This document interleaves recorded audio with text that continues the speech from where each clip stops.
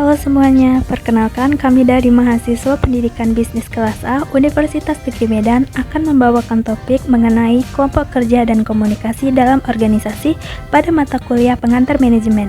Perkenalkan, saya Angela Priska. Perkenalkan, nama saya Jane Olivia Teresia Sitio. Perkenalkan, nama saya Rodeo Runguran. Pengertian kelompok dan kelompok kerja. Stunir, Freeman, dan Gilbert mendefinisikan kelompok sebagai kumpulan dua orang atau lebih yang saling berinteraksi dan saling mempengaruhi untuk suatu tujuan tertentu yang dipahami bersama. Sedangkan kelompok kerja didefinisikan sebagai kelompok yang disusun oleh organisasi dengan tujuan untuk menjalankan berbagai pekerjaan yang terkait dengan pencapaian tujuan organisasi. Yang kedua, kelompok kerja formal dan informal. Yang pertama, kelompok kerja formal. Kelompok kerja formal adalah kelompok kerja yang dibentuk dan disusun secara resmi oleh manajer, di mana kelompok kerja tersebut diberikan tugas yang terkait dengan pencapaian tujuan organisasi. Yang kedua, kelompok kerja informal.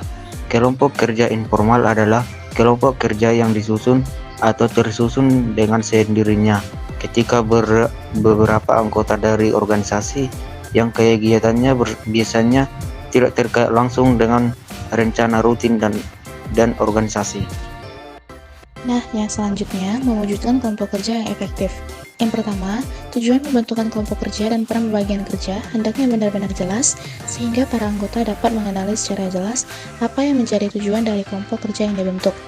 Yang kedua, pemimpin kelompok kerja perlu ditentukan atas dasar kapabilitasnya di kelompok kerja tersebut. Yang ketiga, seluruh sumber daya yang diperlukan hendaknya tersedia dan terdistribusi secara merata. Yang keempat, norma-norma perlu disepakat sebelum pekerjaan dilakukan. Yang kelima, jadwal kerja perlu disusun secara spesifik dan disusun bersama seluruh anggota kelompok kerja. Yang keenam, perlu diadakan momentum-momentum formal maupun informal untuk lebih memperkuat solidaritas dan integritas sesama anggota. Yang ketujuh, fokuskan setiap kejadian pada kinerja kelompok kerja, bukan pada kepribadian dan para anggota. Selanjutnya yaitu manajemen konflik dalam kelompok kerja. Nah, secara garis besar, konflik dalam suatu organisasi dapat terjadi di dalam berbagai keadaan. Di antaranya yang pertama, konflik antara bawahan di bagian yang sama. Yang kedua, konflik antara bawahan dan pimpinan di bagian yang sama. Yang ketiga, konflik antar bawahan dari bagian yang berbeda. Yang keempat, konflik antara pemimpin dan bawahan dari bagian yang berbeda. Yang kelima, konflik antar pimpinan dari bagian yang berbeda. Nah, sumber konfliknya berasal dari yang pertama, faktor komunikasi. Terjadi karena para anggota tidak mau saling mengerti dan saling memahami dalam berbagai hal dalam organisasi. Yang kedua, faktor struktur tugas dan struktur organisasi. Terjadi karena sebagian anggota tidak bisa memahami pekerjaan mereka dari struktur tugas yang ada. Yang ketiga, faktor personal. Terjadi ketika individu-individu dalam organisasi tidak dapat saling memahami satu sama lain. Yang keempat, faktor lingkungan.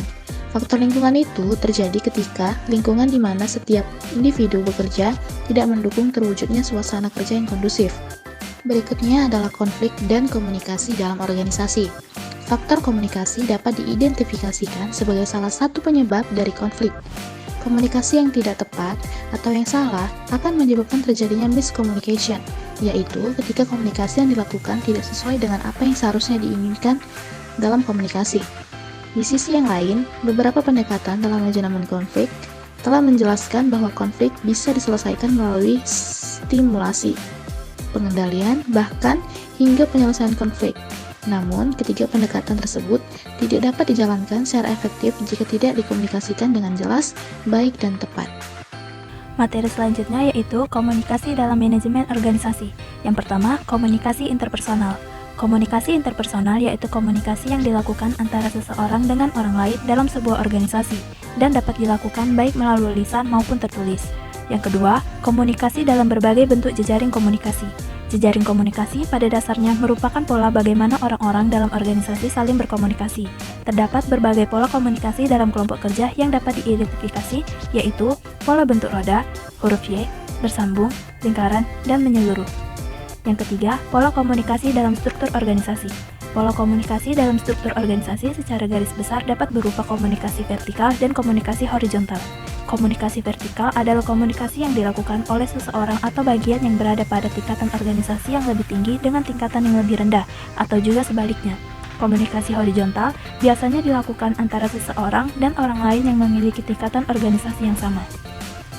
Materi selanjutnya yaitu membangun komunikasi yang efektif dalam organisasi.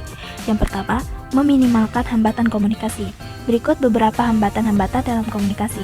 Yang pertama, pada hambatan individual. 1. Kesalahpahaman dalam memahami pesan. Kedua, kredibilitas individu. Yang ketiga, keterbatasan dalam berkomunikasi. Yang keempat, kemampuan mendengarkan yang rendah. Dan yang kelima, penilaian awal terhadap subjek tertentu. Lalu selanjutnya yaitu hambatan pada organisasional. Yang pertama, semantik. Yang kedua, perbedaan tingkat manajemen. Ketiga, persepsi yang berbeda antar bagian. Keempat, kelebihan beban kerja.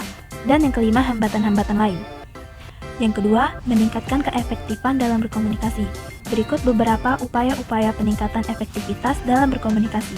1. Upaya yang bersifat individual. Yang pertama, peningkatan kemampuan mendengar.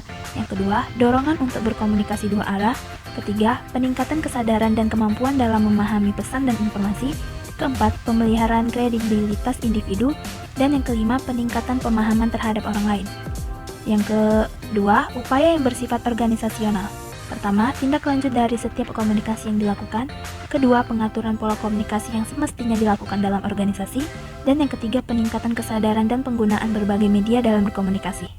Demikian pembahasan pada topik kelompok kerja dan komunikasi dalam organisasi. Adapun kesimpulannya yaitu, Kelompok adalah sekumpulan individu yang mempunyai tujuan yang sama yang ingin dicapai. Dan untuk mencapai tujuan tersebut, diperlukan kerjasama yang baik, saling berbagi rasa, saling menghargai, dan saling memberi semangat antar anggota kelompok. Komunikasi dapat didefinisikan sebagai memberi atau tukar informasi, isyarat atau pesan melalui kata, gerakan badan atau tulisan. Komunikasi bukan hanya sekedar menyampaikan pesan. Ini menyangkut interaksi antara dua insan atau lebih. Agar komunikasi menjadi efektif, kedua pihak harus terus-menerus memberi dan menerima informasi, baik lisan maupun tertulis.